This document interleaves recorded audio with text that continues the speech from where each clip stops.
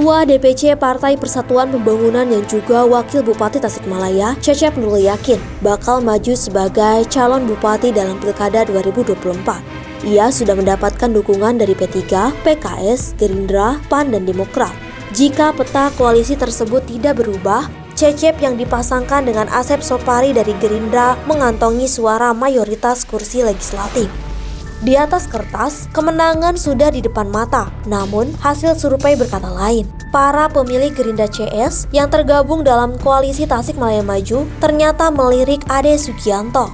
Hal itu terbaca dari hasil survei Poltreking yang dilakukan akhir April 2024. Ade Sugianto yang merupakan Bupati Petahana dan Ketua DPC PDI Perjuangan Kabupaten Tasikmalaya berada di posisi puncak dengan persentase yang berjarak sangat jauh. Dalam simulasi 10 nama misalnya, Ade menang telak dengan mendapatkan dukungan 64,5%. Di posisi kedua ada Cecep Nurul Yakin 10,1%, kemudian Iwan Saputra 8,0%, Eri Purwanto 1,6%, Giri Pribadi 1,3%, Atam Rustam 0,5%, Adi Ihwan Batara 0,5%, Muhammad Jen 0,3%, dan Asep Sopari 0,3%. Merespon hal itu, Usman Kusmana perwakilan koalisi Tasikmalaya Maju mengatakan hasil survei tersebut sudah kadaluarsa, sehingga tidak bisa dijadikan preferensi untuk membaca peta politik hari ini. Itu kan April mah kapan itu kan? Sementara keramaian ini kan di bulan Juni di akhir kan?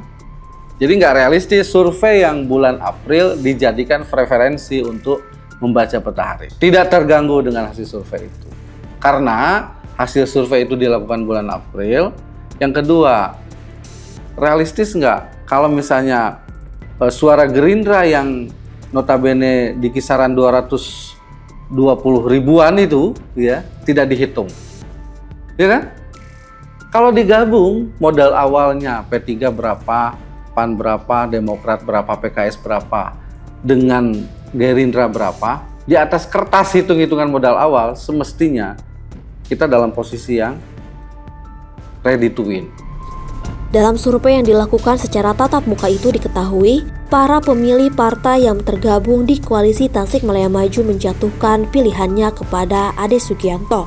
Persentasenya sangat tinggi, bahkan pemilih P3 dan Gerindra yang memilih Ade angkanya di atas 60%. Adapun dari sisi organisasi Islam, mayoritas warga Muhammadiyah dan Nahdlatul Ulama lebih memilih Ade Sugianto ketimbang calon lain seperti Cecep Nurul Yakin, Iwan Saputra, dan Atam Rustam. Begitupun berdasarkan jenis pekerjaan. Para buruh, nelayan, petani, sopir, ibu rumah tangga, hingga mahasiswa mayoritasnya memilih Ade Sugianto.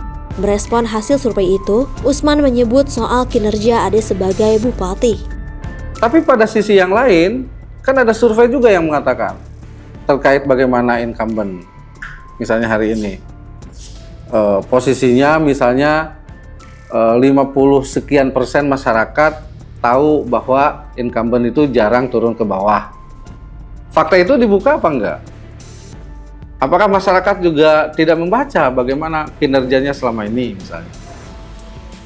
Ya, kaitan dengan komunikasi politik dengan DPRD-nya secara politik, komunikasi dengan elemen-elemen yang lainnya.